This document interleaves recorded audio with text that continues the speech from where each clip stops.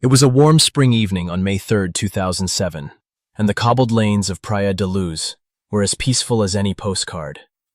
The McCann family had wrapped another sun-splashed day inside the Ocean Club resort, tucked their 3 toddlers into twin beds, and wandered 40 paces to a tapas bar for a grown-up meal. They thought they were stealing 90 carefree minutes. Instead, they borrowed the worst moment of their lives and sparked a mystery that would thunder through headlines for nearly 2 decades. Nobody heard a scream, nobody saw a struggle. Yet somewhere between 9 p.m. and 10 p.m., 3-year-old Madeleine McCann slipped out of history's sightline. In that single, silent hour, the clock started on a global chase that still hasn't stopped ticking.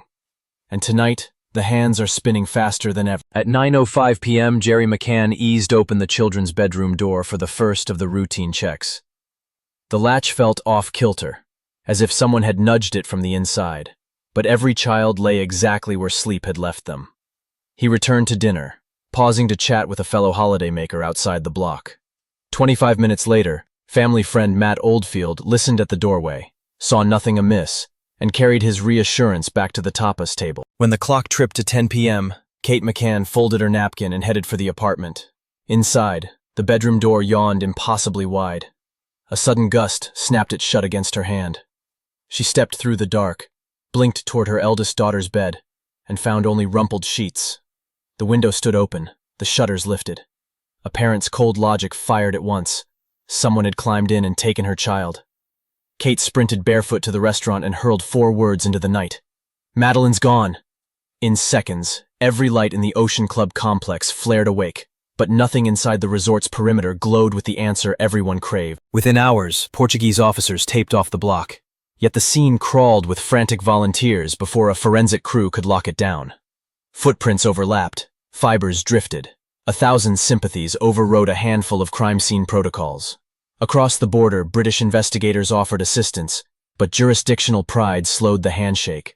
Files stalled on language barriers and precious hours evaporated. Then came the sharpest swerve of all. Local detectives labeled Kate and Jerry arguidos, formal suspects. Tabs brayed theories of accidental harm and elaborate cover-ups. While the parents spent months clawing their names clear, the trail outside the resort cooled. Whoever carried a sleeping child into the dark enjoyed a priceless head start. More than 10 years later, German prosecutors aired a new name, Christian Bruckner. To locals, he was the anonymous drifter who slept in a camper van, picked up odd jobs, and vanished whenever rent or rumors came due. His record, however, read like a red flag manual. Child abuse in 1994, burglary sprees across Europe, a brutal assault on a pensioner in 2005. Phone data pinned him inside Praia da Luz the night Madeleine disappeared. Witness chatter recalled him bragging that a child didn't even scream. Yet data isn't DNA, and bravado isn't proof. As German police compiled timelines, Bruckner sat in a Kiel prison cell, serving time on an unrelated rape conviction, and waiting for the calendar to unlock his door. In 2023, satellite maps of southern Portugal lit up with police grids. Searchers drained a reservoir Bruckner once called his little paradise, combed reed beds with ground-penetrating radar, and shoveled through scrubland dotted with derelict farmhouses. Dogs barked at soil samples. Forensic tents rose, fell, and rose again. What trickled out to reporters was maddeningly vague. Cloth fibers here, bone splinters there, all under accelerated lab review. Each hint felt electric for 24 hours, then faded to static.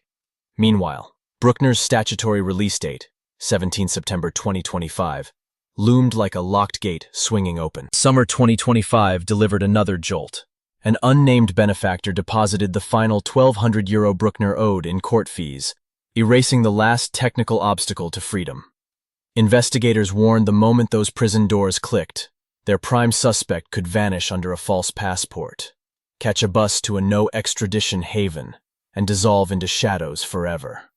Public pressure spiked, funding re-bolstered, and German detectives played one last chip, a man who once shared beers with Bruckner and kept a nightmare on tape. Helge B., a former acquaintance, told police he'd stumbled across Bruckner's private video trove years earlier, hours of women in terrified captivity.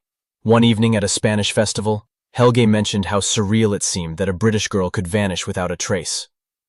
Bruckner's reply. She didn't even scream. The sentence stuck like ice. Helga went to authorities. Bureaucracy misfiled the tip. Now, with Bruckner's clock ticking down, detectives captured Helga's statement under oath, downloaded every frame of confiscated footage, and worked to match dates, faces, geotags, any sliver that could anchor a murder charge before September. In parallel, the internet turned the case into the first truly global missing child forum. Hashtags bloomed, Reddit threads spiraled. Armchair analysts geolocated every streetlight in Praia da Luz on Google Earth. Sightings erupted from Morocco, Australia, the United States, each one forcing real detectives to spend real hours chasing ghosts. Conspiracy sites named diplomats, celebrities, entire governments. The same digital roar that kept Madeleine's photograph on nightly news also drowned her parents in suspicion. Kate and Jerry faced questions harsher than many courtroom cross-exams, yet every anniversary they stepped before cameras, held up an age-progressed portrait, and repeated the promise, "We will leave no stone unturned." May 2025 marked Madeleine's 18th missed birthday. The statement on the family website was brief. No significant news, but our determination remains unbroken. Behind those measured words lay an unspoken truth. Bruckner's release might close the last official lane of pursuit. Search teams hammered at concrete ruins near Lagos until dusk, raked thistle fields, and ferried samples to Lisbon. Each pitchfork scrape felt like a race against midnight. Helga B. urged police to hurry. If evidence didn't surface before September, Bruckner would walk, and once he's out, he disappears. Yet optimism somehow persisted. Reporters noticed it in the parents' eyes, a flicker that defied statistics, logic, even time.